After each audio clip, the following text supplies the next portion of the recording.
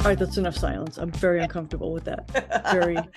I am also uncomfortable with it. Well, welcome, friends. Welcome to Pure Cringe, the podcast by and for the Bravo obsessed. I am here with my friend Michelle Barchikowski. Hey, Michelle. Hey, Maria, how are you? I'm awesome. I'm awesome, especially because today we are getting together to do my favorite thing, which is the Feels Like First Time rewatch series. And today we are continuing our journey deep into Franklin Lakes, Michelle. I think that might be the title of a horror movie, Deep into Deep Franklin into Lakes. Franklin Lakes. Okay. Yeah, we're going Yeah. there. We're going to New Jersey. We are in season 1, episode 4. Today's episode is called Black and White and Red All Over. Um, so, so Michelle, I feel like I should get my Jersey accent prepared for this entire rewatch series. The way that Okay. I get there is by saying 2 words: daughter and water. Daughter, So water, right, I daughter, gotta say water. daughter. My daughters are in the water, and then you can Yeah. start getting into the frame of mind for what Why'd you you need throw to the do. water? Yeah, that is March through the water The on water. Danielle, whose daughters had something to say about it. So let's dive in. So I have to say we are this series has been a lot of fun, but it's been a completely different experience for me Mm-hmm. seeing it all these years later. And I know this is your first time. So we open with Danielle, Jacqueline, and Teresa, who Mm-hmm. honestly, now that I think about this, are like the strangest triumvirate ever. Oh, Having it dinner makes no at this, sense. Yeah. yeah, Why? Like, I'm always like, who forced this, right? yeah, it doesn't, like, the 3 of them, I feel like they have nothing in common in general. And they're having dinner at Fratelli's, Mm-hmm. wearing basically the same dress in a slightly different print. Yep.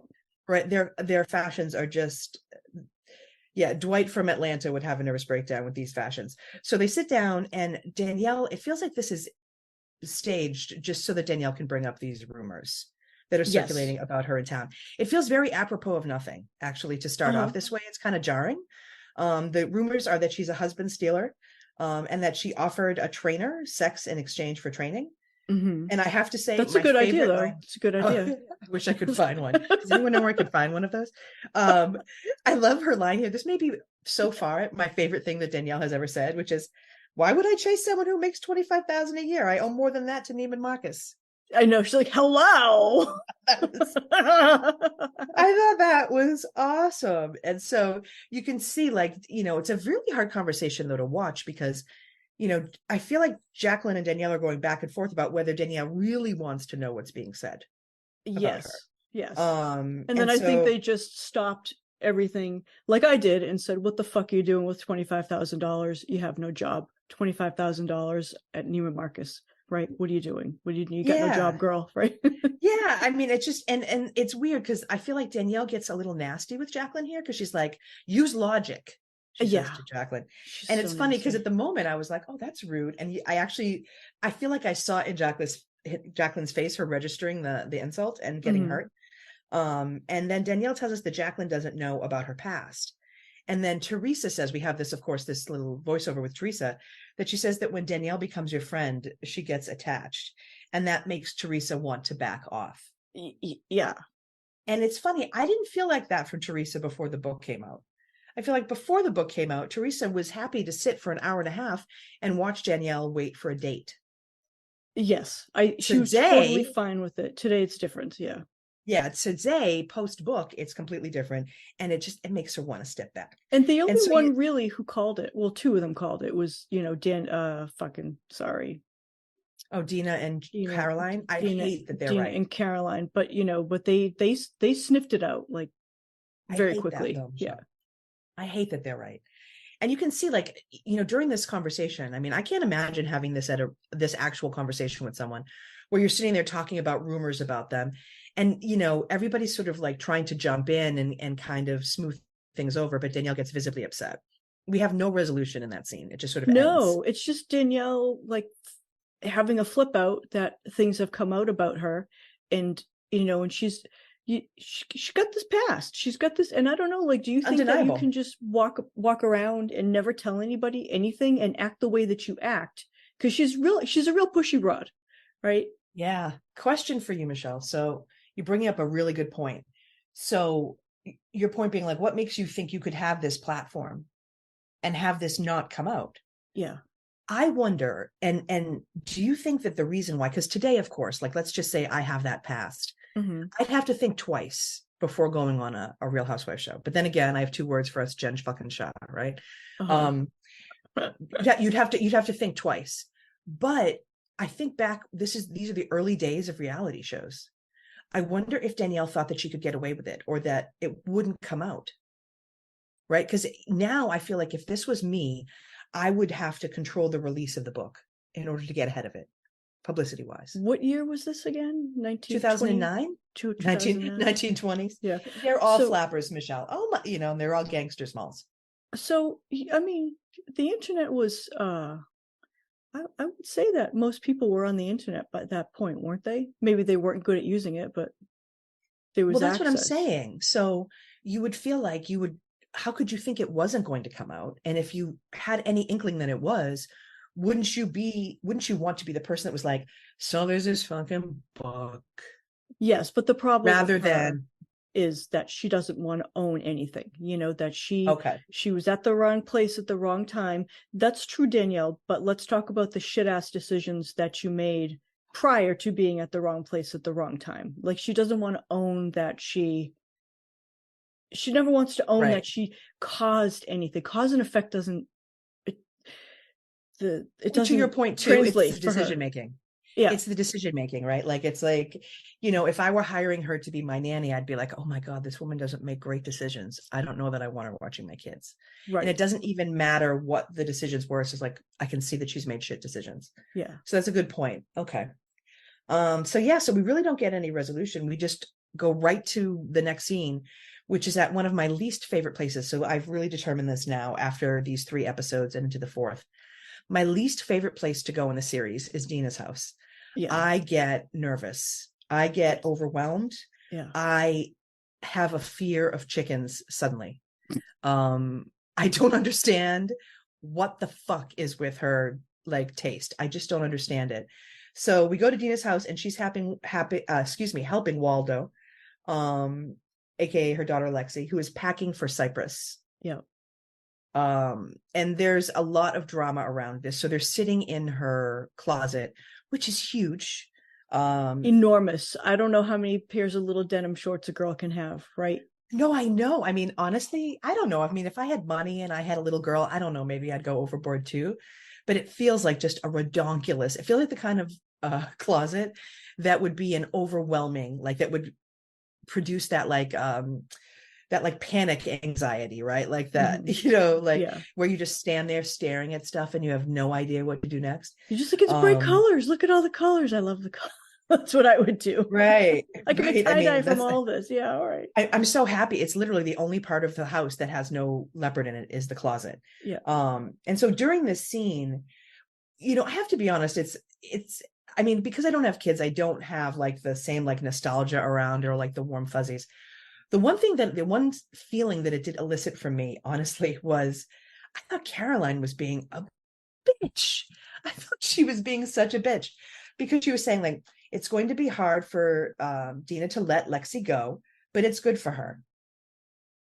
She said Dina will just have to get over it. And she says it kind of is weirdly smug. And I know that it's just a big sister thing, but there was a part of me that was just is that necessary?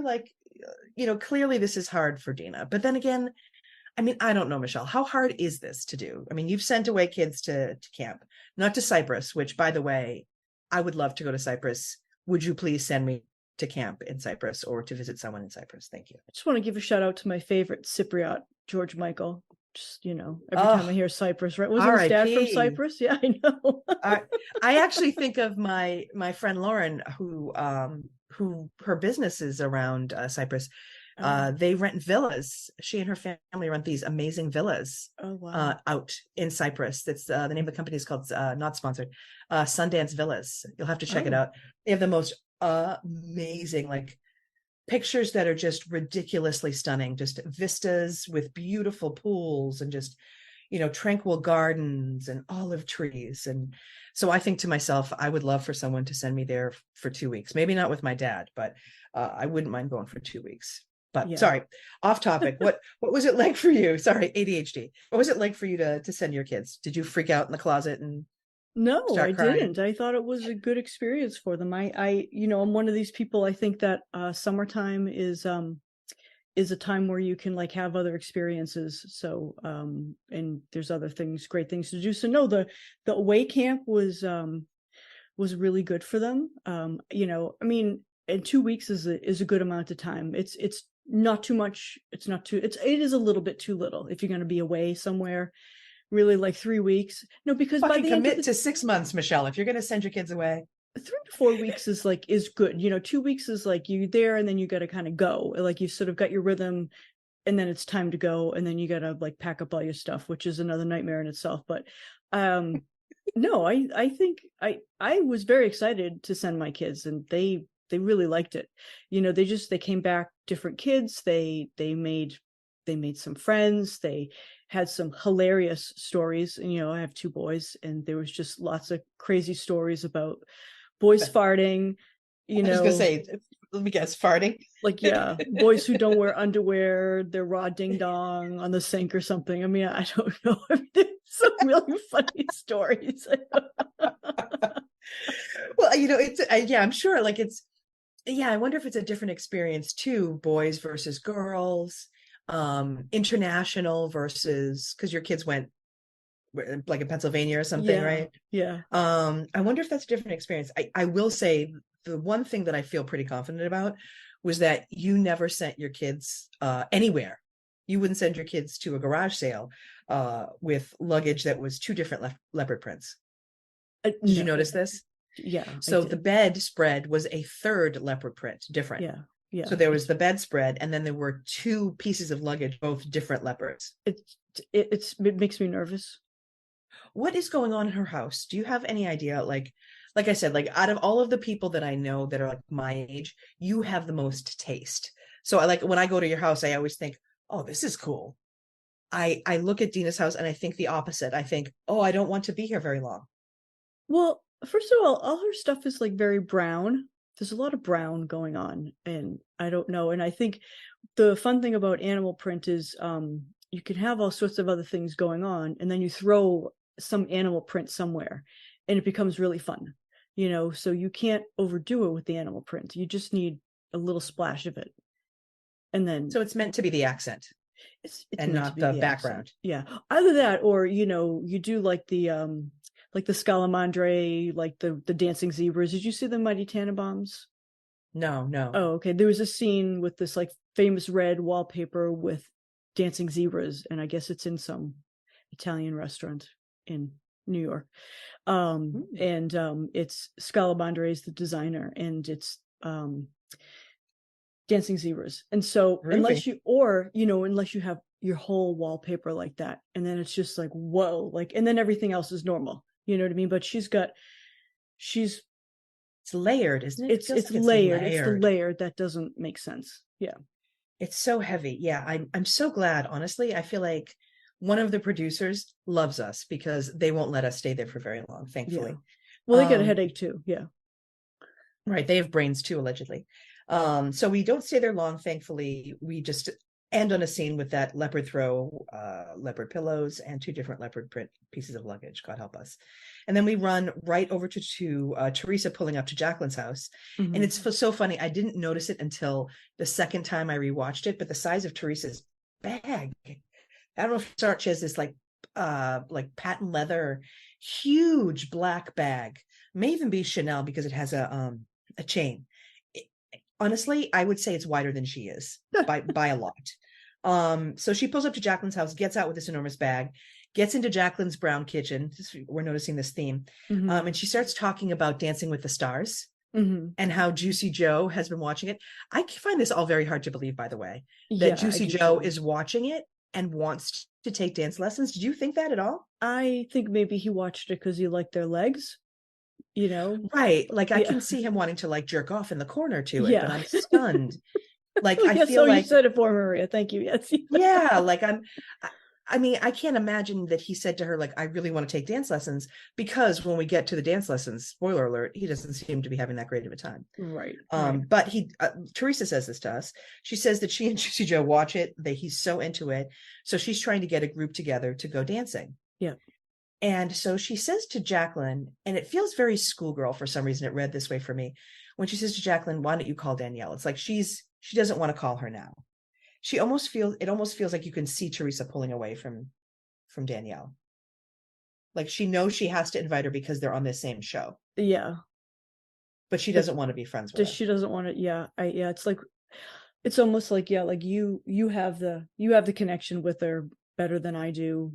You know, you're the root cause of the whole thing. I was just going to say, you're the problem. She's your friend. Yeah. Right. It would be like me being like, Michelle, she's your friend. You call her. Yeah. And so she hesitates a little bit, Jacqueline. She and does. Then we see that she hesitates a lot. We see that voiceover where she says that there's been a lot of tension because of the rumors about Danielle around town. And she's getting pressure from her family to end the friendship. Yeah. Which seems really odd to me, like that your family would get involved. I could understand her saying, I'm getting pressure from my husband to end the friendship or something like that. But that like the larger extended family in general would be involved is... Well, but I think, again, you marry into this big family and they're their own corporation. And, so, and they have a united front. So as we know, Dina and Caroline called it that, Danielle was a scumbag. And so I think they just want to cut it off at the pass. Do you know what I mean? I think they just... Oh yeah. And this is even before the release of the book, right? Yeah. They already felt like this from jump, right?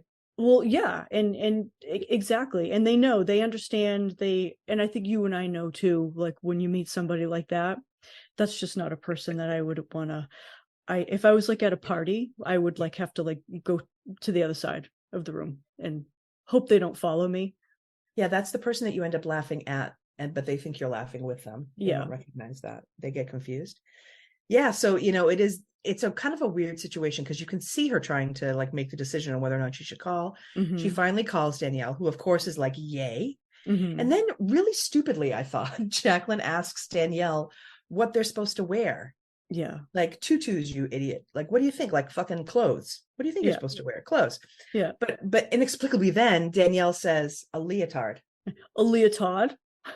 A leotard with my daughters. Yeah. But bring a bottle of water in your pure cringe tumbler.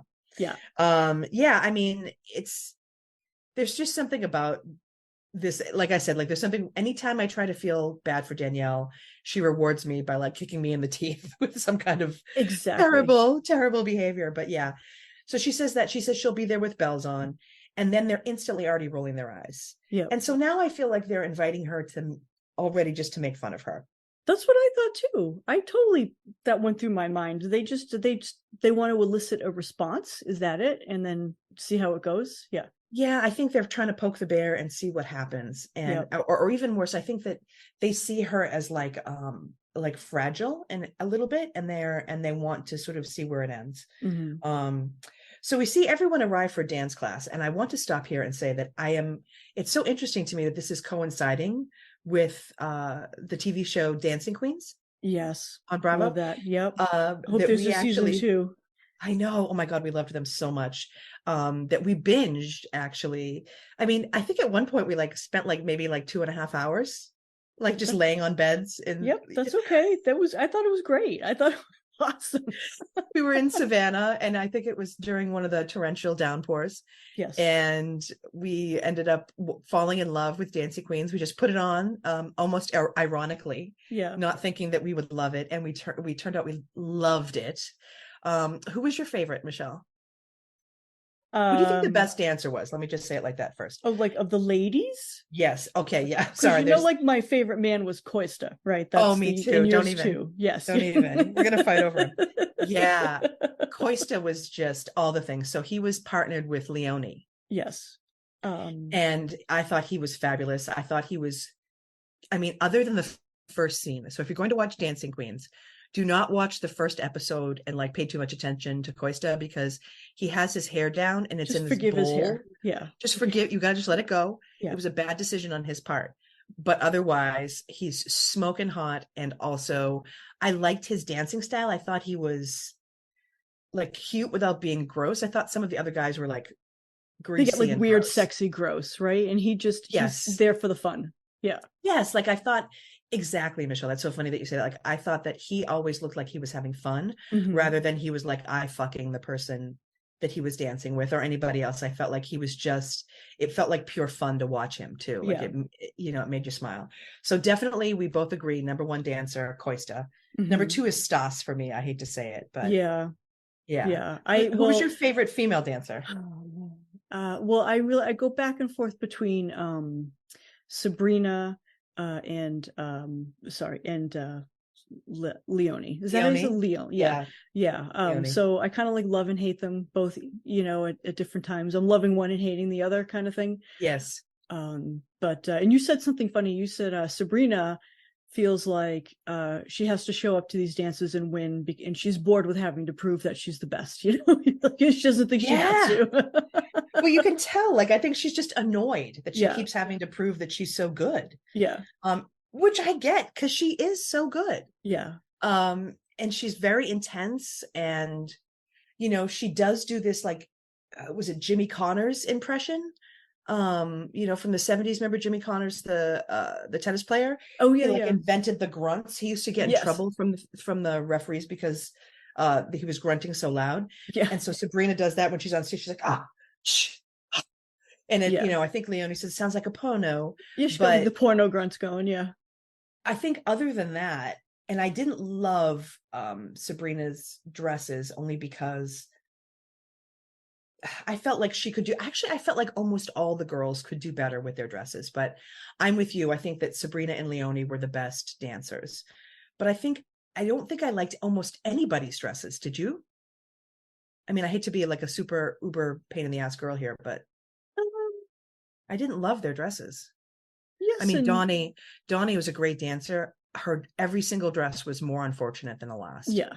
And Yeah. she's a beautiful dancer, but yeah, not so Yeah. much. Yeah. No, and they didn't fit her correctly. That Yeah. was part of it, right? Yeah. And she So was, yeah, one was trying to kill her. Yeah.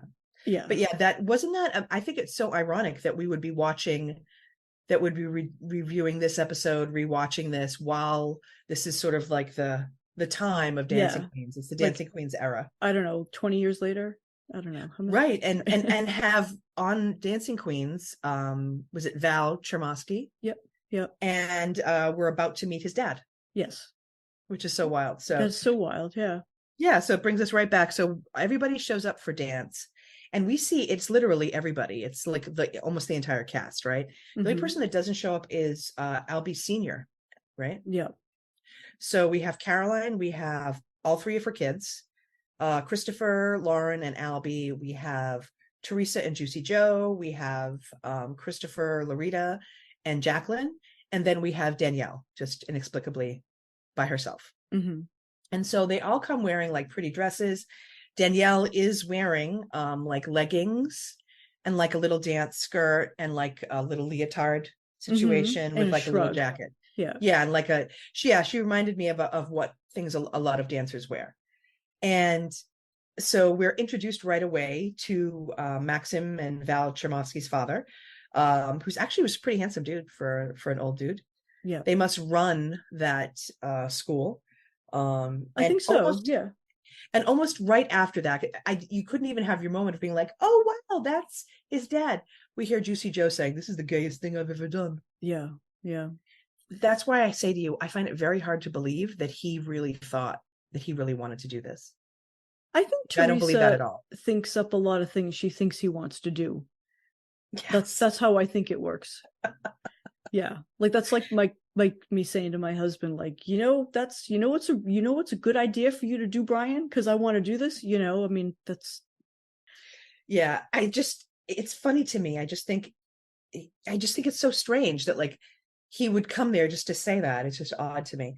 So then they all start, they start pairing up and everybody starts fucking around. And actually, I have to say, I just for some reason am charmed by Christopher Manzo because he's like dancing. He's doing the worm. Do you remember this part? yeah. Yeah. He's just very cute. Yeah. He's going along with it. Yeah. Yeah. And I like the fact that that he's just there to have fun.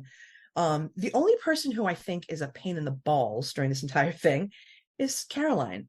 She's laying on the couch telling us that she doesn't dance. It's actually, she's talking about herself in the third person. Caroline, yes. don't dance. Caroline, don't dance. That's really, I don't fucking know, Maria. I don't know. She don't though, Michelle. She don't. And you don't talk about yourself in the third person, right? Right. I mean, it's just fucking strange. And so it's here, I will say, and you tell me, it's here where I feel like things break off into two very distinct perspectives. Mm-hmm. Danielle's perspective and Caroline's perspective. Yes. And this is a good trope for them to set up throughout this whole thing. I don't know if trope's the right word, but absolutely. It's and I think it is honestly set up. So it's, actually, and it's not even just Danielle versus Caroline, it's basically Danielle versus everyone. But over the next few minutes, we get various people talking about Danielle's dancing. So let me just say it this way, and I'm going to be curious as to what your perspective is. So I'll give you mine, and then I'll let you tell us what you think yours is. But as someone who went to dancing school for a long time, if we went to a dance class and you went with your husband and I went, and it was a bunch of group of other people, and I went by myself, and if I were the person that was dancing with the pro, I would probably try very hard to dance well too. Yes. Just the way that Danielle is. Yeah. I would be paying attention. I would be trying to listen to what they said. And that's what I think is happening. So I mean, listen, Danielle may have been a stripper and not Ginger Rogers. Like, I get it. Like, she was not. But she's doing a good job. But she can dance. You can tell. Yeah. You can tell. I mean, she's got the shoes. Like, nobody just has those shoes lying around. Yeah, they're like a small heel and they look very pliable. Right? They're like ballroom shoes, right? Yeah. Or the kinds of shoes you would wear if you were like a dancer in Vegas. Yeah. Right.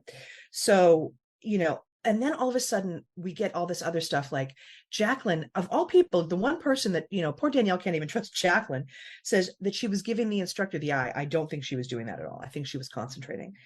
And then Danielle says something that, again, I fucking hate that I agree with her, but I do, which is that, she says that these comments that people make about not dancing or about her are just jealous. And I think that's very true. I think that Caroline is the kind of person who is jealous.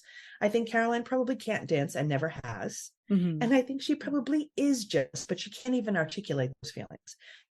The level of self-awareness that you would need to be able to say, like, and again, at one point, one episode, Dina talked about when she was, Waldo's age, that she was doing laundry for everybody in the house and cooking. And I'm sure Caroline was too. So, so she wasn't given the opportunity to do those things. So of course she's not going to do it now.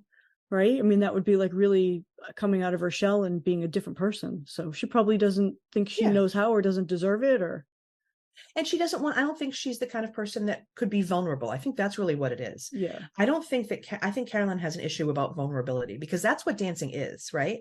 Yeah. Or getting up and doing anything. Getting up and doing anything in front of anyone is vulnerability, right? It's the opportunity that someone might laugh at you or that someone might praise you. But, we always go to the, someone might laugh at us or whatever. And so I think that Caroline really is jelly. And so I'm just starting to like get behind Danielle and be like, shit, these guys are treating her so badly.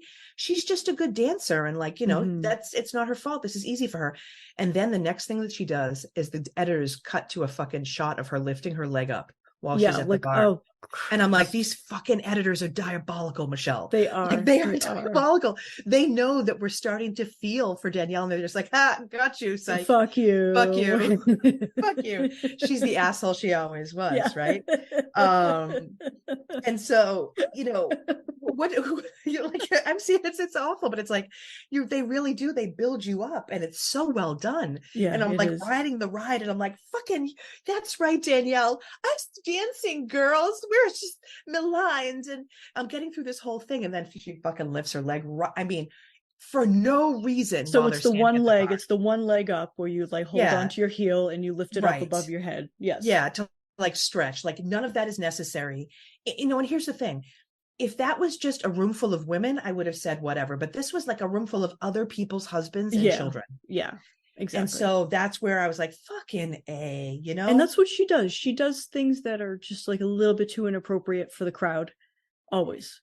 Yeah. And I think, honestly, she just doesn't know any better. Yeah. So she's then paired with Albie.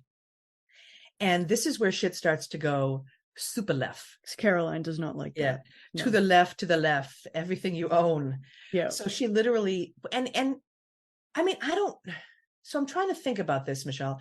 I'm trying to think if I'm in a dancing class with your kid and we're dancing like this, do I take his hands and put them on my hips? The answer is no. But no. like I might dance with him. Mm-hmm. Like I can imagine like, you know, like doing like trying to, but I can't imagine saying feel my hips. That's a different thing. And Caroline is losing her shit. Yeah. Now I would too, to be honest with you, if I were Caroline. No, because she knows what Danielle is about. She already knows. She's sussed it out. So tell me this, Michelle. So I've been waiting to talk to you about this.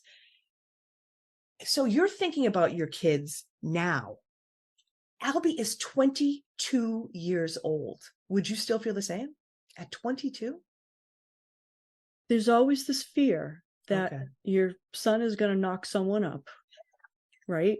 So now I'm just going to say, level. If my son knocked someone up who I didn't like, right? If my son knocked someone up who I didn't like, my reaction would be like, why don't you just give me the baby and you can fuck off? You can fuck right. Why don't you just sign over the baby to me? You would pay them off, Michelle. Right? And then you can fuck off. I don't want you around. I'll take your baby. Yeah. And we can have a nice time. So well. And then my son can remarry somebody else or just marry for the first time somebody else and come with his baby. So, yeah. I almost lost a beverage there, right out my nose, Michelle. That's awesome. Or the baby could come and that girl could just fall off the fucking cliff. Yeah. You know, it's like Sparta in Somerville. It's like Sparta. We're going to push that bitch right off the cliff. So even at 22, you'd have feelings about that.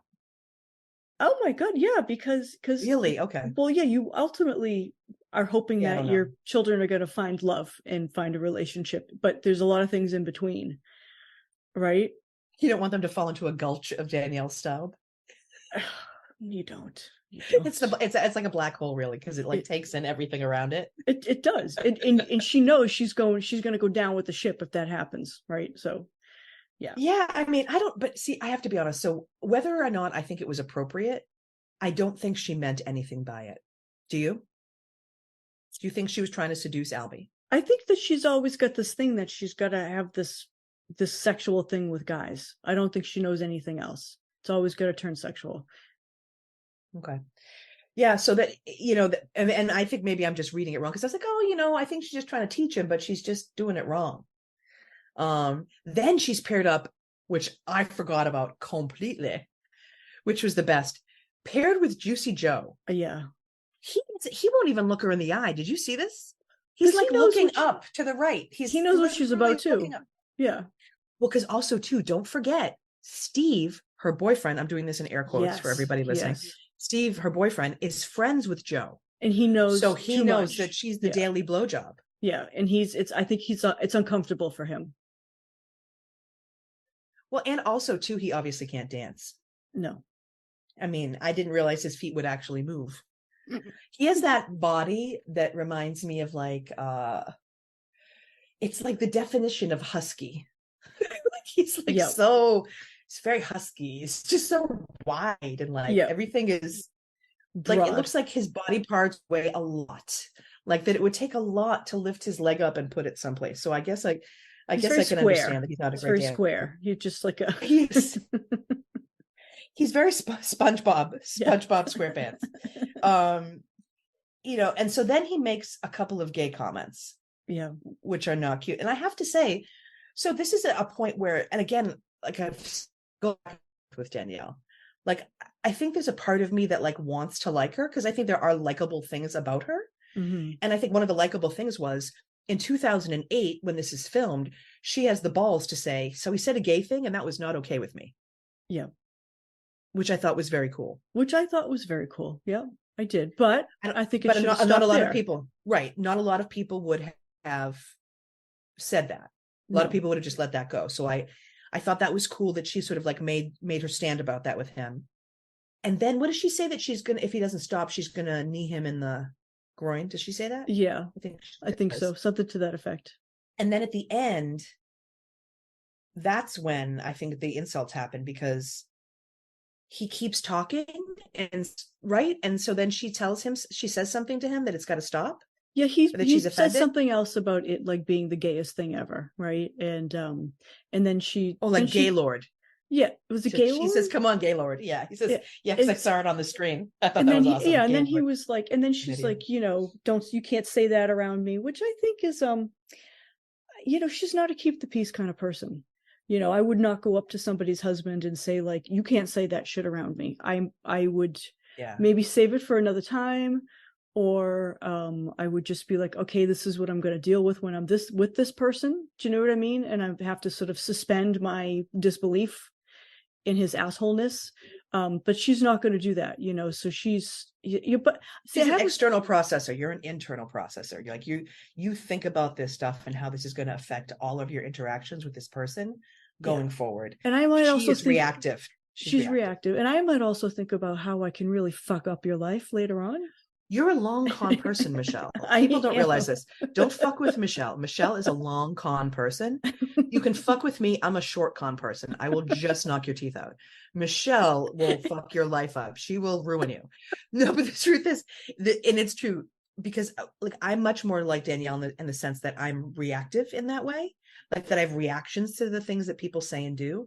Whereas I think that truly when you are in the presence of somebody who's behaving in a way that might make me react, I think it causes a level of introspection in you that I think probably does include trying to fuck them over for the next 20 years. Yeah. Well, the other thing I'm thinking about is there might be something that she doesn't like about Teresa in general, and she might be trying to find a way to like poke the bear to irritate her, like, so because she's that kind of person. She's the kind of person who would would move around a subject in order to try to to get her jabs in. Yeah, I think you're probably right. I think that she probably does. So here's the thing: we all know what Teresa. It's obvious the way that Teresa exists in the dynamic of her family. Mm-hmm. Right? She's like the arm candy. She's just like, and he's like, happy life, happy wife, right? Yeah. Doesn't take much notice of her. So I think that you're probably right. That probably feeds into what happens next, which is he tells Danielle to be quiet. And she says, don't talk to me like that. I'm not your wife. Yep. And I think that's to your point, that's her basically saying, sorry, I'm not the pushover that is Teresa. But I also think she shouldn't have said that, though. But that's her. I mean, I wouldn't have said that. I just don't think I would have said that. Because I'm trying to think about a scenario in which I'm arguing with your husband and he tells me to be quiet. And if I wouldn't say that because I don't believe that is the nature of your relationship, so I would never say, don't talk to me like that. I'm not your wife, because I don't believe that he could get away with talking to you like that. No, but I think that Danielle does think it. Yeah, I don't. We both don't let each other get away with that stuff. But I think, but still, even if she's seeing that and calling it, I think she takes any opportunity she can to take jabs at people. So, and I also think that maybe she's not cool enough to be like, the gay thing's not right. Maybe she's just picking up on something that is kind of socially unacceptable. Well, also too, we find out later, not to spoil it, but she does have a gay friend that's been a friend of hers for a long time. So maybe she was coming from that. Maybe. Okay. All right. So we agree that Danielle is a great dancer, but should have kept her hands to herself. All right. Mm-hmm. So next scene, Dina. All right. Well, keep it. Well, we're going to go into it deeper, and we're going to be introduced to somebody in this next scene. I was so excited. So Dina and Lexi and her best friend are going to Lexi's going away party. Jesus Christ, Michelle, this kid is just going away. She really isn't going to prison. They're making it sound like she's going to Texas to live in a camp and to do hard labor. Yeah. Spoiler alert, I know somebody who actually did that. Oh, cool. Yeah. Yes. Remind me to tell you that story. Fascinating story. But I wouldn't mind. Like, if this is literally 2 weeks in Cyprus, I would fucking kill for 2 weeks in Cyprus. But they're acting like it's this huge thing. So they go to Caroline's, and there's enough food for 500 people. Did you see this? Yeah. The huge plates of fucking potato salad. The huge platters, that come in like the nice plastic, layouts. Yeah. I don't know how many people are going to be there. Like 10? I was just gonna say there's like 10 people. Yeah. Teresa arrives with the daughters looking freaking adorable. Melania still looks like Joe in a diaper with a tutu on. I'm sorry. So funny. And then they start to rehash the dance lesson. And as we're looking around the table, we're introduced to, for the very first time, and I don't know if you know who this is, Dolores Catania. So she's the really beautiful woman with the, so she's stunning as usual. And so I loved the fact that we're seeing her because she's one of my favorite housewives on Jersey now. And is so this when she started to get introduced? Sorry, is this like? Yeah, so she's basically, we don't even see her for many years after this. Oh, we may see her occasionally, but that's to let you know. So I remember when we were talking about this before, and I was saying to you that like the cool thing about Jersey is that not only are people related, but they bring in friends, and some of the people they've been friends with for so long that it makes everything much more real. The stakes are higher. Once Dolores joins, and I want to say that Dolores joins probably in season like 5 or 6. She's been friends with Teresa 30 years by that time. Okay. Yeah. So there's and so she knows Melissa and Joe, the brother. So there's so much woven in, so much history, but we won't see Dolores as a full-time housewife for a while, which is a sin because she's awesome. I mean, and by the way, in PS, she just like everybody else, and mostly like, I think she's a more refined version of Caroline. But Dolores is the person that when Danielle comes back again is like, what the fuck? No. She's the one person who says, and I think she actually, if I'm not mistaken, gets in her face and calls her a scumbag. It's very 1975. But yeah, I love Dolores. So glad to see her again. But while they're rehashing the dance lesson, I have to be honest, I felt like this was very embellished. What did you think? Yeah, she was like, and then she stuck her finger up Albie's ass, and then he screamed. Like, it's just, I think it was filler. I don't think it was necessary. I think they had nothing better to put in. Yeah, but I felt like there was no reason. Like, I felt like they really embellished this to the point where it made her sound like she was molesting him. Yeah. I mean, like I said, while I don't think it was like uber appropriate, I don't think it was that bad either. And he's 22 years old. What would they have done if it was 16? Like hosed her down? Like, probably. Well, I think too, though, shot her in the back of the head in her car. They just like to take an opportunity to talk about her when she's not around. You know what I mean? I think they just. Yeah, it's like a character assassination thing. It's a campaign. It is. It's a nonstop campaign. Yeah. Yeah. And then, we end up with scenes that should be probably more important, but become filler, like the next one, which is Jacqueline and Chris going to the fertility specialist. Yes, I wanted to see more of that. And I wanted that guy to say more to them. Yeah. Like, do you know anything about this? Like, I don't know anything about this. Like, I don't want to talk about the last time I talked to the gynecologist, but like to the fact that like she's had 4 miscarriages. That's a lot. And he didn't really, I know, it just breaks my heart. And I see her looking heavy in some of these voiceover and some of these, these interstitials. And I'm wondering if she's pregnant during them and then loses the baby because she just looks a little puffy, Oh, so yeah. She's had 4 miscarriages. Yeah. And she wants to know what's going on. And I really thought that when they brought them in there, that the doctor was going to sit down. He even gave me that body language. He was like, well, hello, I'm here to, and then was like, well, we don't really know other than that your chromosomes are fine. Yeah. And basically you've had a baby before, so we know you can do it again. Yep. So, I mean, did you get something else out of that I didn't get? I got nothing. I mean, that was it. Like, I don't think it made them, I don't know. I guess I wanted to know if there was a plan going forward, if they were going to continue with that, or yeah, I mean, do you know what I mean? Or I'm not sure if they cut it for Danielle reasons, or if they were like, listen, it's too personal and we don't want to talk about it. Maybe. But I would have loved to have, like, honestly, I know that's not really like the show is about like cringy things and making fun of people and whatever, but I feel like this would have been a nice antithesis to that, right? Yeah. The antidote to that, like the real grounding part of that. Yeah. If people could have come, the problem is I think that like it just provides this, like Jacqueline's story is basically that like she can't have another baby. Her existing daughter is, an asshole, and she doesn't pick good friends. Right. And so I guess I just wanted more for her from this scene. Yeah, I know what you're saying. I know what you're saying. I also maybe Yeah. too where it's like the first season. I think sometimes the first season they're trying to figure out who's who and how to, what stories to play up.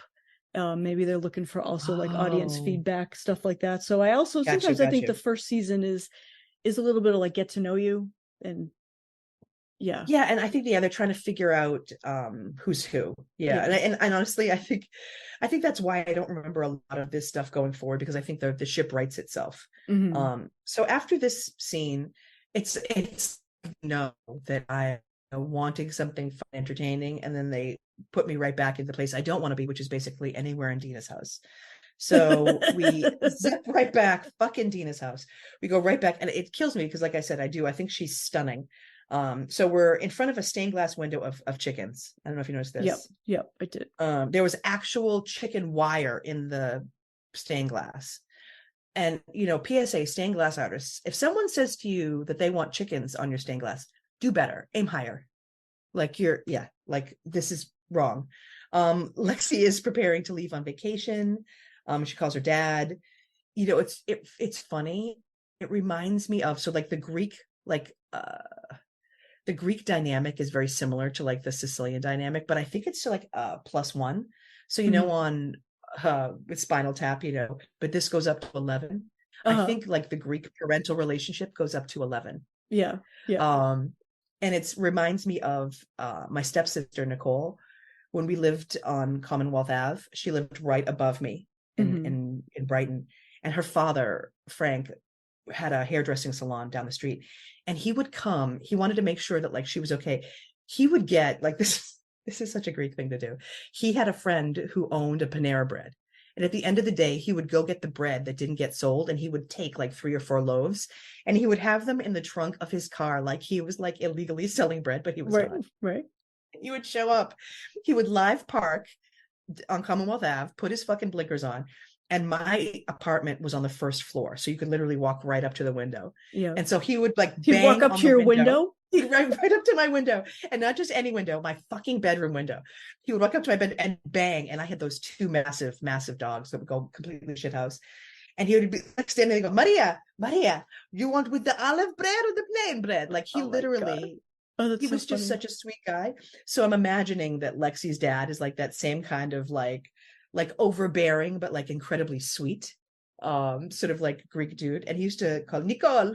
He'd like, bring this up to Nicole, because of course he couldn't. If he could have scaled the fucking wall to get up to her floor, he would have. That is so funny But he, about the bread. I years ago, when I was a teacher, I remember having this student, and she was from Greece. And at the time, I think Greece was they're in turmoil often, right? But this was I was their gonna say they're economy always had in trouble. collapsed. And I don't know what the conversation was, but she said, oh no, like in my culture, if you have to throw out the bread, you kiss the bread first. Like if it's gone bad and you haven't eaten it, Yeah, you kiss the bread. yeah. I'm sorry. Oh yeah. Yeah, there's a whole thing. Yeah, with the Italians, like I can't put the bread in upside down and shit. You Uh-huh. can't, you got to put it in a certain way. It's a thing. But yeah, the whole like Greek dad thing. So watching Dina have this meltdown, like just standing there bawling in the kitchen, wearing the Yeah. most ridiculous outfit with the Yeah. fucking Bermuda shorts and the thing. I couldn't. It was very painful. Finally, Lexi calls her dad and he comes to pick her up, and we don't have to fucking talk about this anymore. Yeah. Thank God. Yeah. But the worst thing, what could be worse? Danielle and her daughters.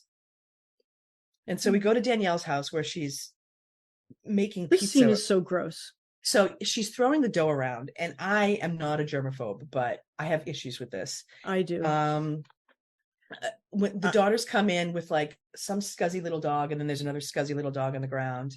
and then they start touching the pizza dough. Yeah, and the hand washing was like it was a glancing blow. Like it was Yeah. like a Was there soap? serious. I was gonna say, I'm like, if this is ASMR, it wasn't like a. It was more Yeah. like a, Yeah. and it was done. And so then she starts talking, and it gets even worse because they start throwing the pizza dough, and then she makes the pizza. Um, and she starts talking about how she doesn't know who her real friends are. Um, which makes it sound like a soap opera that I really don't care about. And then she said that after dancing, she must have recognized uh like the body language of Teresa and Joe. She must have noticed they just walked out. And so she calls Teresa to apologize, and then Teresa hangs up on her. And so she thinks that Dina got to her and that she's been Dina-fied. That's what she actually says. Yeah, but no, she'd already been like a total twat and, did that scene at the dancing thing. So, she imagines what she wants to, what goes on, right? Oh yeah. I mean, honestly, this is all, half of this is going on in her head. It's like Mystery Science Theater, and it's just her life. And she says that originally she wanted their respect and friendship, but now she doesn't. And then there's that whole gross part with her daughters, where she's saying to them, it's just the three of us. And it's the three of us, and I can hug and kiss them at night. And she's like, and I wouldn't have it any other way, because she starts going on about something about like how I tell you everything and you're my confidants and I wouldn't have it any other way. And I'm thinking, that's a lot of pressure to put on your kids. I mean, just because your life was shit, I don't know. I mean, I have it another way, man. The way that I feel is I mean, today's society, children are not like a consequence you get to choose often, right? And so I know I would like my kids to be like emotionally intelligent, and not have to just not have to fucking take care of me. It's not their job, right? It's not their job to fucking have to worry about me and think about me. No, it's not. It's my job. I worry about you, and then and you learn how to worry, but not that way. Well, it's tough because that this is not the same life that her kids are going to have. Yeah, it's unfortunate. But I will say we go now to my favorite scene of the episode. This is the only time I'm ever going to say this to you, which is I enjoy this part of Dina's house. The big couches. So it looks comfy. Yeah. So it's Dina, Caroline, and Teresa at Dina's house. So Teresa is inexplicably in the most fucked up outfit, backwards Kangol hat. Yeah, I hated that. I feel like she's being styled, and I think we talked about this in Savannah. I feel like she's being styled by Color Me Bad, like the group. I feel like they have come out of retirement. I want to sex you. Yes, is that the group? Yes, because I feel like she's dressed half the time like a man in a weird way. It's just stupid. And so then they all gather on a deerskin rug, the largest sectional sofa I've ever seen on television, to drink wine and to gossip. And basically Teresa says, I came over here so that we could talk about Danielle and the book. That's when we have that like Vanna White moment where Teresa's like, we thought there was a problem before, and now there's the book. Right? And she holds it up. I just wanted to go like, oh, this is so awful. So Teresa says, basically that Danielle's a piece of garbage, that there were rumors about her. The book is called A Cop Without a Badge. It's by Kevin Marr, and that was her ex-husband.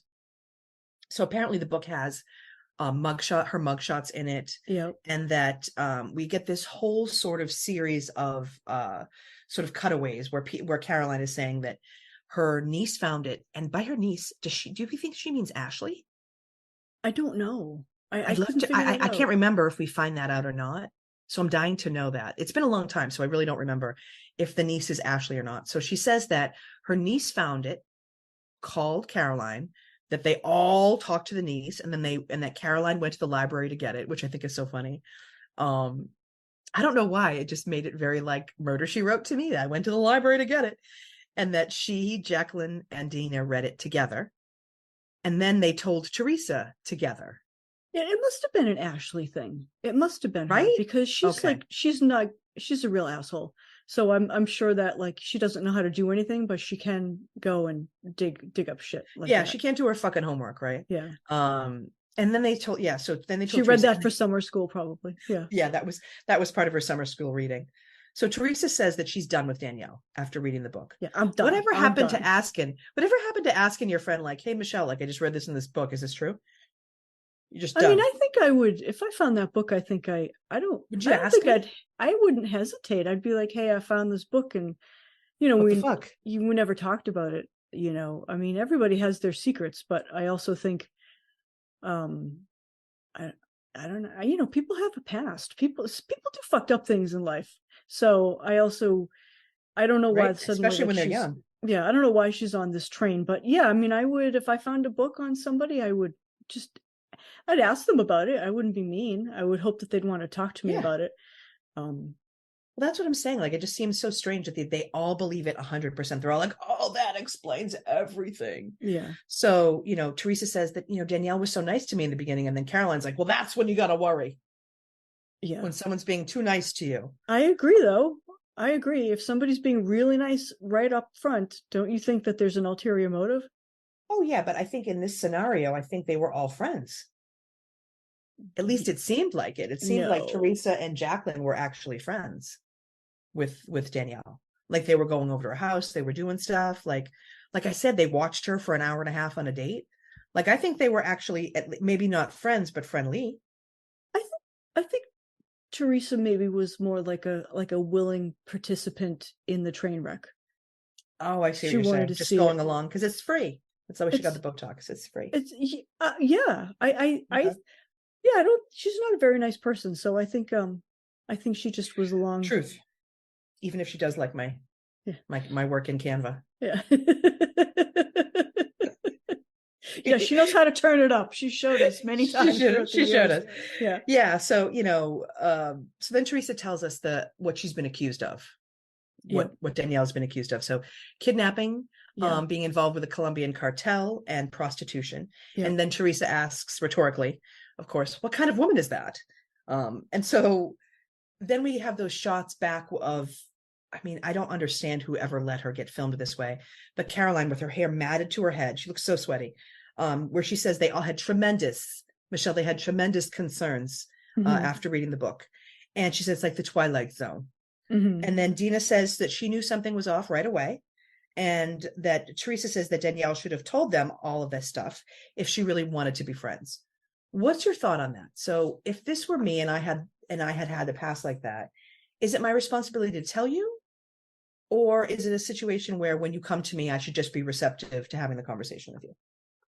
I mean, Maria, if there's a book out, I think the jig is up. I think I have to tell people, by the way, that you might find this book.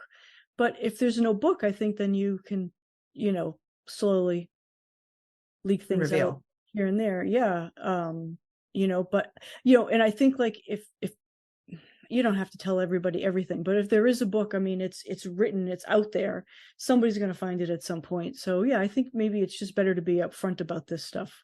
But see, she doesn't have the connection that like maybe she did anything, that she made bad choices. I don't think she understood. I don't think that makes sense to her. Right. I think she's a victim. She's a victim. Yeah. Right. Because she's telling us she was wrong place, wrong time. Yeah. So then Dina is telling us, that's a really good point, Michelle. Dina says that if another person in town speaks to her and says that Danielle has been talking shit about her, that she's going to get her Brooklyn on and kick her ass. I did like that. I thought that was kind of funny. I was like, I'm into it. And then, then Teresa talks about something that I don't think I was cognizant of, which is Teresa says that Danielle is having money problems. And if she's having money problems, why doesn't she just get a job? And then Dina says, because she's pretty.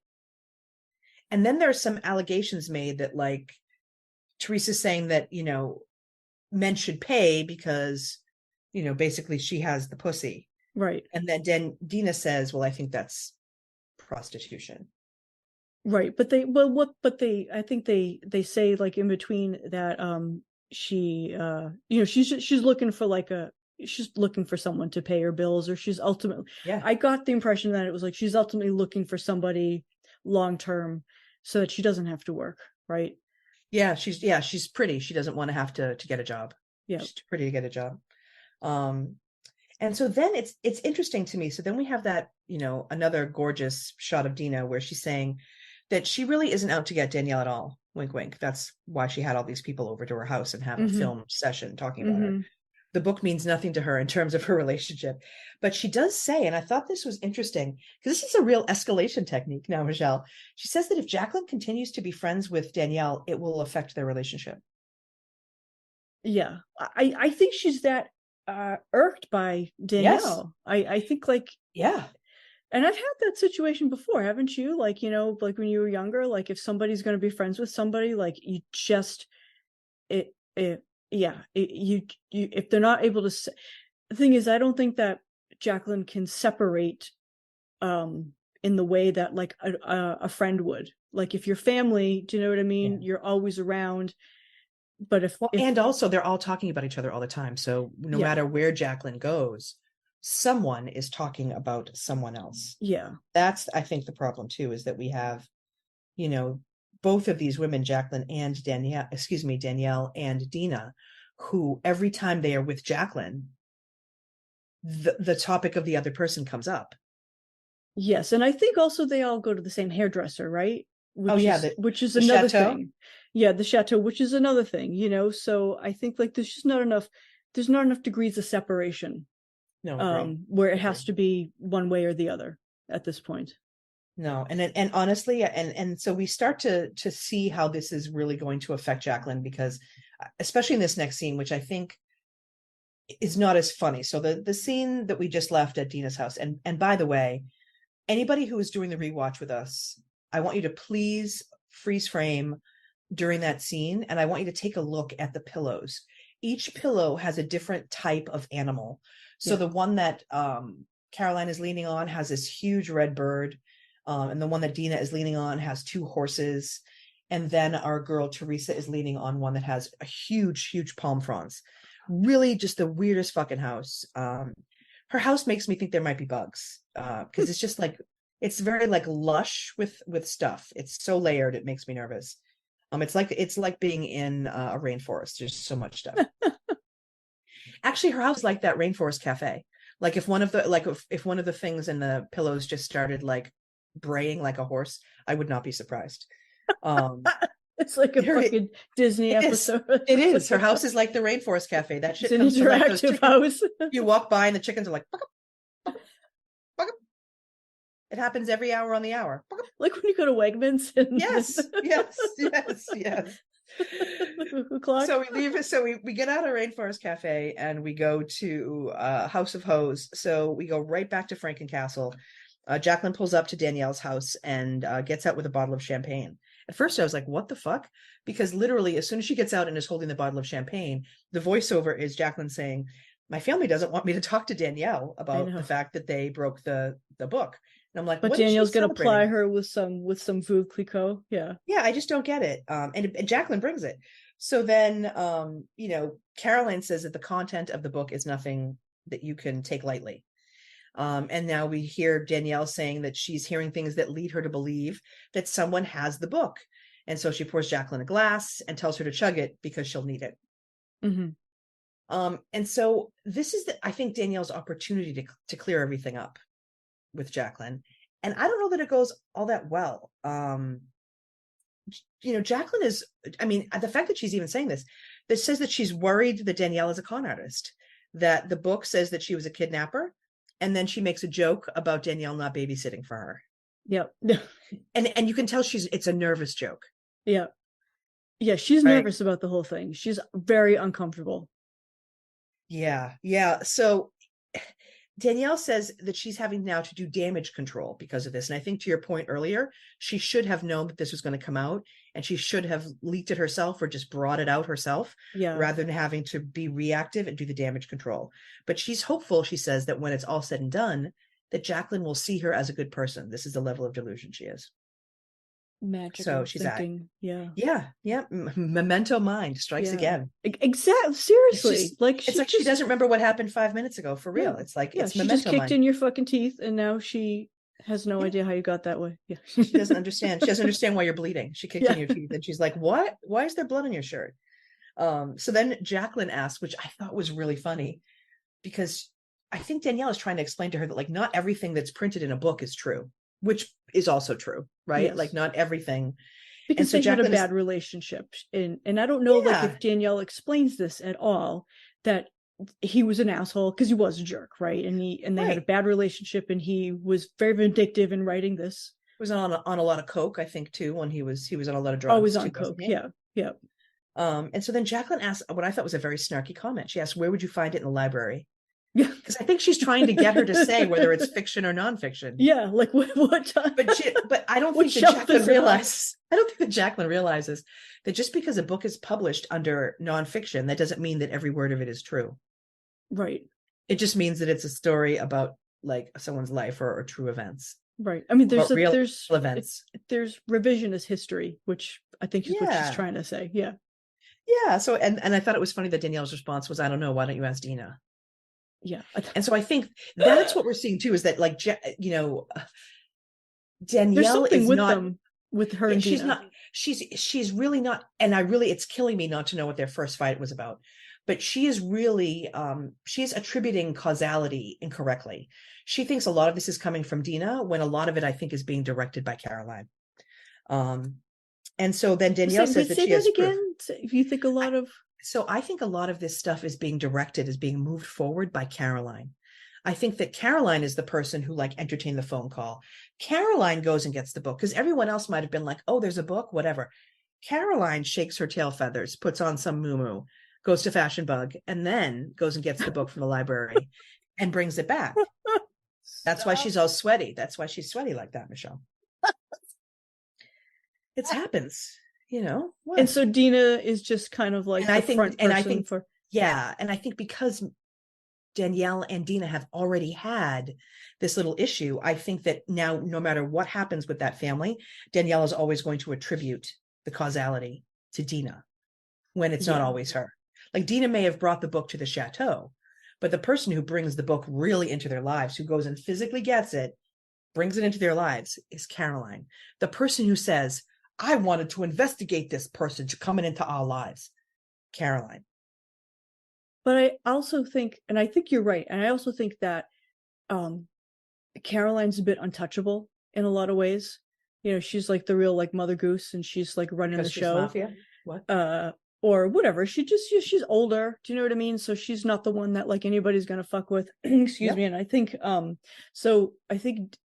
also Dina has zero fucks to give, which really annoys Danielle. Right. I mean, and I gotta say, like, I'm on the Dina page, zero fucks. I mean, I until I ever heard that term, I didn't understand what was wrong with me, that I just didn't care. I'm not thinking about you. I'm thinking about my pure cringe mug. I'm thinking about you're thinking about me a pure cringe. I'm thinking about like what I'm gonna eat next. I mean, and anything but sex. You. Yeah. I don't, it reminds me of someone that I used to know who would, when someone would freak out, they would like take their own pulse, and then they would look at that person and they would say, no, it doesn't affect me at all. And I always thought that was like the biggest fuck you. And I was like, that's awesome. That is awesome. It just doesn't affect you at all. And it, you can see that it really is. And Dina starts to talk a little bit now about the toll that it's taking on her relationship with Jacqueline. Yeah. And Danielle is really angry that the book is out and that everybody knows. And Danielle says that she can prove. I mean, I love when people say this. I can prove that Dina brought the book into the salon. And I hate to say it, but this is where there's like another Caroline smug sort of delivery, where Caroline is saying that, Jacqueline has a really big heart, but this is going to come home, and that she's waiting for this to come home and hit Jacqueline, and she knows it will. And she kind of has this smug look. I'm like, fuck you, bitch. And I think too, I think they look at Jacqueline as like a bit of a rag doll, and they have to take care of her and manage her. And she's very soft spoken. She's very sweet. I bet she's a really sweet friend. I mean, and she's had a hard time, and I think that they're like happy to have her in the family, that their brother loves her and everything's good. And he bought the stepdaughter a new fucking car, so everything must be nice. So I think that they see that there's some management, and I get that. They're trying to help her out. They're trying to help her out, and it becomes overbearing, and I think so poor Jacqueline's got the pressure of, she's figuring out that Danielle's a douchebag, but that she has to satisfy these family things as well. Yeah, it's like, I think I would not want to be Jacqueline. I think, I think she's the loser, but in all of this, I think she's being torn to bits. But we're going to end, not end, but our penultimate scene is a really fun one. So we go to Teresa's McMansion, where all of the furniture is being delivered. And, the first careful with my pillows. She reminded me of my father. Like, every other word was like, this is expensive. Yeah. This is expensive. I wanted to look at her and go like, listen, nobody thinks you got it from fucking Dollar Tree. Okay. Yeah. Like, we understand that furniture costs money. And what I thought was really funny was like, she was like going nuts in the beginning. Did you see this over the ottoman? Yeah. I love this ottoman. And whenever I hear the word ottoman, so one of my favorite comedians is Eddie Izzard. Yep. I love him. And so I love him because he combines everything that I love, foul, trashy talk. He's brilliant, and he talks about history a lot. And I'll never forget him doing a bit. And he was like, he said, and then that brought about the Ottoman Empire, full of furniture, apparently. And so I always footstools. So whenever I hear the word Ottoman, I always think full of furniture, apparently. And so she's moving in, and it's like a fucking flurry of activity. Which she loves. Joe, yeah. Oh yeah, because everything is like, I love that. Put that here. I love that. Juicy Joe shows up and he mumbles his way from room to room. He's like, yeah. And then the girls arrive and they run through the house and it's like bedlam. And they move from like room to room. And then we begin the hunt for Alberto. Do you remember this? The hunt for Alberto. So apparently Gia needs something moved. Teresa says to her, go ask Alberto to help you. And this is the funniest sentence of the entire episode. Gia goes, I don't speak Spanish at all. And I fucking died. And she's like, Alberto. Like she kind of with the little accent. I was dying. Mira, Alberto. And then so she finally finds the poor fucker and makes him carry her. I mean, a massive suitcase, by the way, like your crazy big suitcase. Yeah. Up a huge staircase. And then all of a sudden, out of nowhere, the phone rings. Gia gets it. It is Maria, the agent, who is offering her an opportunity to film a Gossip Girl episode. Yeah. Which we're going to have to find out if that worked out. If so, we're going to have to watch that. I'd love to. Yeah. And so from there, we do go to now the last scene. Which can we just back up for a second, though? Yes, there's when Juicy Joe is like mumbling his way, and I remember like writing this down. And she was so excited about like the furniture. Like, do you like the couch? Like, do you like it here? What's it like?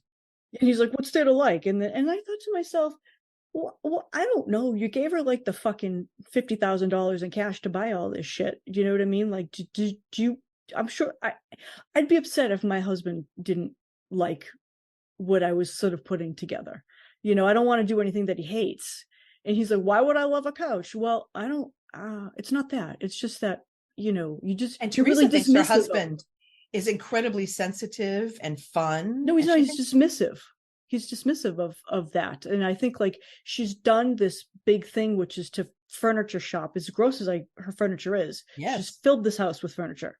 And so, it was perfectly nice couch, right? So I don't know, like she's happy about it. Can't he be happy that she's happy? I don't think he's capable of faking it like that. I don't think that's what their relationship is. Yeah. And that's what I think, whether she should have said it or not, I think that's what Danielle means when she said, don't tell me to be quiet. I'm not your wife. Yeah. No, I think you're right. I think that's what she's referring to. Their relationship is very skewed in that way, because that when he's like, what it's a coach. What do you gonna love, a coach? And she's just like, I want to look at the onyx over here. So it's like, she doesn't live in the I have a new job for you, Maria. She doesn't live in the reality of what's happening. She just kind of pushes past it. I think that 90% of their relationship over the years that I've seen, just shit I've seen on television, is him saying stuff that was like suspicious in a lot of ways. Yeah. And her just pushing it under the rug. When people are like, keep it moving. Yeah, keep it moving. And I think she belongs in the keep it moving thing. And I think that's why she keeps having children too. She's not done. She's going to have another one. She got another one on the way. She's going to have another one. The other thing I thought about was those girls were like running through, so excited to see their new house. And I just thought like, wow, like what's happening to them down the road, right? With their split up and everything. Yeah. I just saw the episode recently. I think it was this past season of New Jersey, where they move out of that house. Yeah. So sad. Did someone buy that? Yeah, someone bought it. It's a sin because the house, I mean, as gaudy as it is, over the years, you see so many events happening there. You see all this stuff. So it is like, it does feel a little bit like family. Yeah. You know what I mean? Over the years. And as much of a pain in the ass as they're your family. No, that was a good point. Yeah. Joe really, he isn't a participant in this. He really does believe happy wife, happy life. I think he just thinks whatever she wants to do, she's going to do. I'm going to pay her the money. I don't give a shit. Here, happy birthday. He gives the guy $100 bill. Happy birthday. Yeah, I know. Well, so Happy how many birthday. hundreds did he Did he pull have in out? that? Oh Yeah, yeah. yeah. I'm telling you, he looked like my dad, except my dad's wads of money were clean and nice. And he would literally have them and he would flip them over with his hand and it made a cracking noise. It was fucking awesome. Oh, that's so funny. But yeah, it's because my father also, probably just like Joe, got paid like under the table a lot in Oh, yes. cash. In The, cash. um, And he's dead, so don't anybody start my coming my at dead dad was also in some our bad dead dads. business. Yes. Stay tuned for our other podcast, Our Dead Dead Dads. dads. Our dead Coming dads. soon. Coming Our dead soon. dads and cash. Mm. Cash that no one knew My dad's, about. I'm just going to say, my dad's story about cash will be very short. Michelle's will be longer, but it's good. It's okay. Funny business. Cooking the books. Yeah. Cooking the books starring Mitchell and Huey. All right, so let's wrap this. Yes, let's wrap this fucker up. So let's go to Danielle's house, and I think we're going to find now this is the reason for her being pissed off with Juicy Joe. She's cooking with her friend Tommy. He is her gay best friend. They've been friends for 20 years. It's probably why she feels a little bit particular, and rightfully so. I mean, whether she should have said it or not, I like the fact that she felt strongly enough about it to say it on national television at a time when it was not sexy to do so. So she tells him about the book. They're sitting down making some kind of like demented charcuterie. Did you see this? I did. I don't know. Yeah. I don't know what that was. Looked gross. And then there was wine involved. So I'm out. Why can't anyone have like charcuterie with Coke? I just don't get it. And so she starts to retell the story of her. I just don't get it. That's another classy. What's that shit they drink in Italy? The Beverly? It's a bit of Bev. They have Beverly Coke. Right. That's why they're all pissed off, Michelle, because Beverly tastes like crap. So she's basically like lightly telling the story of her arrest. And you and I have a lot more context about this. But she's basically saying it was 24 years ago. She's like fake crying, or is she really crying and that's just Botox not letting her cry? What do you think? I can't tell. Yeah, I don't know. But she does this kind of like suddenly she gets very upset. Woe is me. Yeah, and she like squeezes her face to try to get the tears to come out. Mm-hmm. And so she's saying again, she has proof that Dina is showing this around town. What is this proof? God bless. She probably has cameras set up in the chateau to film the whole thing. So her friend tries to explain, the position that Jacqueline is in with her family. Mm-hmm. I think it's weird because Danielle actually says, well, of course, family comes first, but it's like she doesn't hear that in her own head. She knows that, but doesn't hear it. She doesn't, yeah. And then the last thing that she says is that, Danielle says she wants to be put in a boxing ring with Dina. Yeah. And she says that she wants to have her say. So Danielle always thinks that she's denied her say. Do you know what I mean? This is it. But the thing is, though, is that she says too much of the wrong shit. If she would just shut up. I mean, I hate to say it with Danielle, she just doesn't know. And a lot of people are like this. We know that, right? A lot of people just don't know when to stop. No, they just don't. They just don't. All right. Well, that brings us to the end of the episode. We're going to take a real quick break and then we'll be right back with the categories. Okay. All right, and we're back. We're so excited to be back to talk about the categories. Before we do, what we'd love to start doing is reading some of the great reviews. Michelle, we have got some really great reviews on the pod. Apparently, there are more people listening than you and me and your sister. I know. It's awesome, right? So first, thank you all so much for supporting the podcast and subscribing and downloading the episodes. We love that. We love you so much. Those of you that have also taken the time to give us a review, we would really appreciate it. If you have a moment to take some time on whatever podcast platform you listen to give us a review, and especially Apple Podcasts and Spotify, where the reviews really matter and they change the status and the chart position of the pod. And it puts us in a position where more cool people like yourselves can come and hang out and listen. So I thought I would read one. And so this one is the most recent one that we've received. We got it on June 29th. It's from HR Queen, HRKWEEN. Okay. So A+ banter, A+ Her Royal banter. Highness, thank you. Yes, we love her. So thrilled that this humor is getting shared with the world, and the B and C list celebs that they dish on are awesome. Can't wait for more. And then we have another one that's called by someone named DF923. And the title of the review is Pure Fun. Maria and Michelle are not only well-spoken and hilarious, they also speak intelligently about the books they're reviewing. In their reviews, they give great background on the authors and also share a lot of their personal experiences relative to the material, and that makes it that much more fun and interesting. You don't even have to be familiar with the authors that they're talking about or the shows for that matter. I wasn't somehow familiar with Bad Mormon, but I loved it. Give these pure cringers a try. You won't be disappointed, and you might learn something. Awesome. Nice. She sounds wicked smart. Thank you so much. She does sound wicked smart, whoever you are. Thank you so much. And again, thank you all in advance for going and reviewing us wherever you are listening to the pod. So let's move on to the categories. I have my beverages with me. I am a beverage monster, of course, and have multiples. What do you have? Let's see. So I have Coke, obviously. Can't not have Coke. Yeah. And then I have this really revolting combination of water and my Dorman's coffee from Kenya. It's amazing. It's an instant coffee. And then some chocolate milk, and then some Dunkin' Donuts iced coffee, excuse me. I was just confused by the chocolate milk. Yeah, I would like to use regular milk, but the hotel where I'm at only right now has chocolate milk. Okay. So I'm calling it a mocha iced tea. A mocha. Okay. Iced coffee, Gotcha. It's, I mean, there's enough caffeine in here for 12 people. So you should be scraping me off the ceiling in a couple of minutes. What are you drinking, and what are you drinking it in, I wonder? Well, I just have water, and I have my my Pure Cringe tumbler. It's like this 30-ounce tumbler. And nice. I'm sorry, forgive me, I forget the name of the gal who did Too Cute Creations by Dawn Marie. She is on our Instagram. Yes. Check that out. It is beautiful, Michelle, I have to say. They're full of glitter.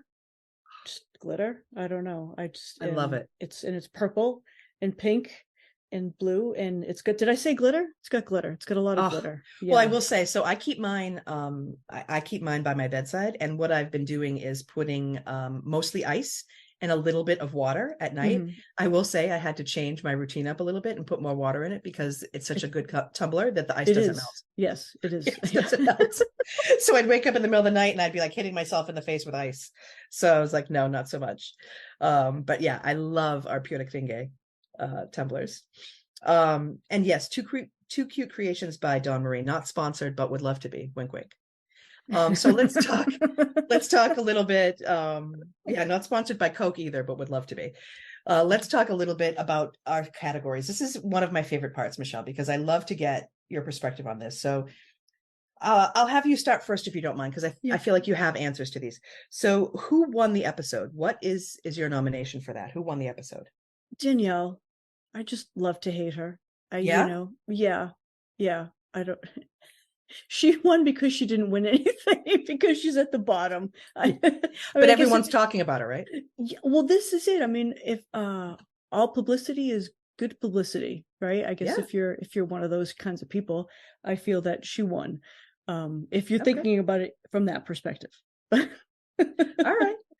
My answer is a little bit different. So for me, who won the episode is Lexi, because that bitch went to Cyprus for 2 weeks. She gone, and she doesn't have to listen to her mother fucking whinge about anything. And she doesn't have to be in that house. She can be like in a place that has like beautiful surroundings, and she could free her bubbies wherever she wants. That poor kid, she can wear whatever she wants. So for me, it's Lexi. The next category, I have to say, it was an embarrassment of riches, but it's really fashion disaster. So what was the biggest fashion disaster for you? It was a specific moment in time when Danielle did her leg raise with her like little skirt and leotard, and I have this thing, somebody puts their leg up in a skirt and I just want to what's under your skirt? I just want to see. You have to look. But yeah, no, her leotard, just that whole thing, that her seriousness with it, I'm a dancer. Oh yeah. She's a private dancer. Yeah. Yes. She takes herself far too seriously in that outfit. For me, it was Teresa's outfit at Dina's house. So the backwards hat, the polo shirt, the jeans. Yeah. It was just Teresa is trying to make a thing happen with those hats back then, and it's just not. They don't look good on her. I didn't like them on anybody back then. I mean, I really no.